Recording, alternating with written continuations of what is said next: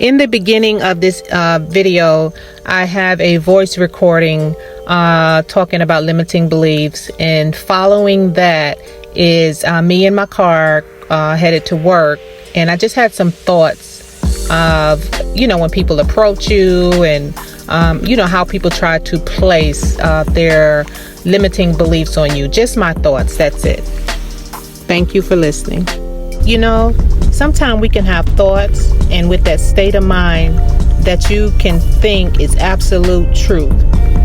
Nobody else's way, nobody else's view of it, which can stop you, or you place your limiting belief on others from doing certain things.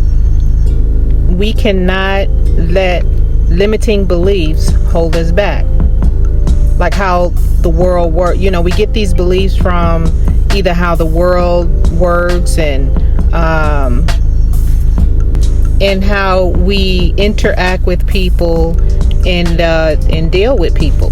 There have been many times in my life where I have been weak-minded and listened to people against my own feelings of this doesn't feel right, and because of who they were, and I respected them, and I was either in love or love the people. I just listened to them, and that was a form of me being weak-minded. And now, as I've gotten older and realized that's just their limiting beliefs, and I was weak enough to listen to them and let that play a role in my life to stop me from doing certain things, to stop me from thinking and being creative in my thinking. Some ways that we can overcome like our limiting beliefs so that we are not participating in injuring other people's viewpoints and things of that nature is say to yourself, what will happen if what I believe is actually wrong? And also try to push yourself out of the comfort zone that you're in, and take some risk and do things that you think about but you're scared to do, and get creative and try and think about new beliefs and say, well, maybe it is not all my way or the highway, and be proud of who you are and your personal growth and your own mindset, how it has grown. Don't let anyone else, validate your mind and tell you whether your mind is good or not.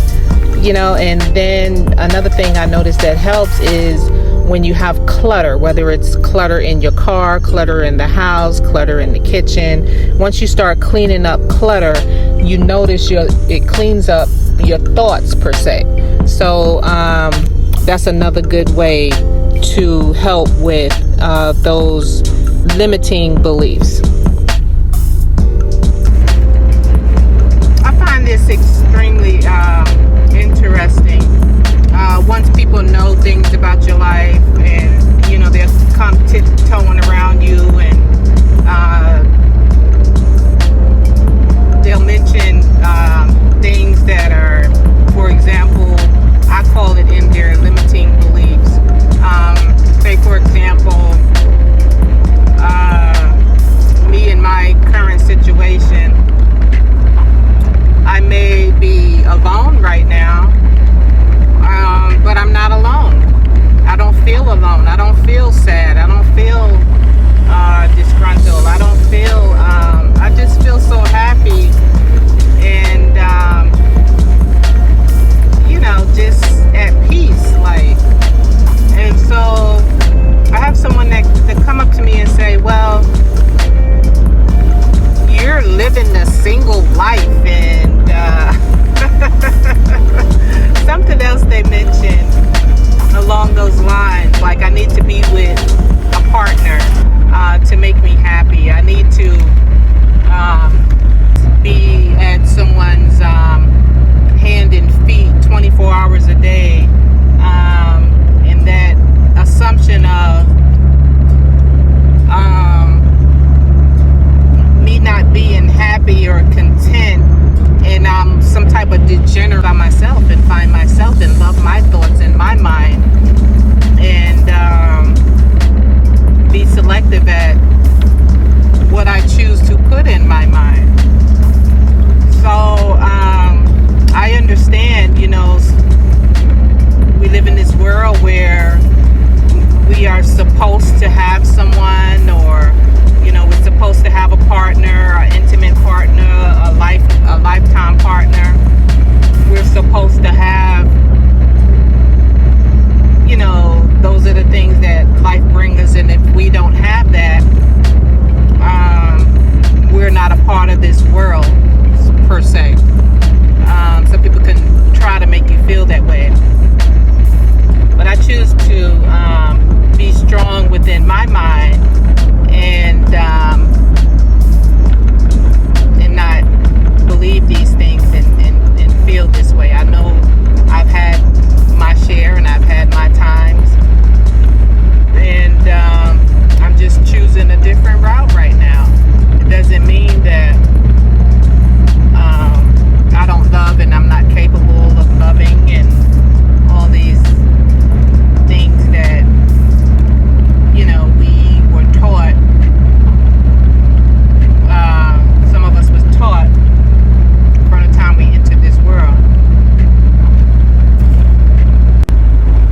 And another thing on the flip side of this, on another way to look at it, or another topic per se, say for example, if people go through things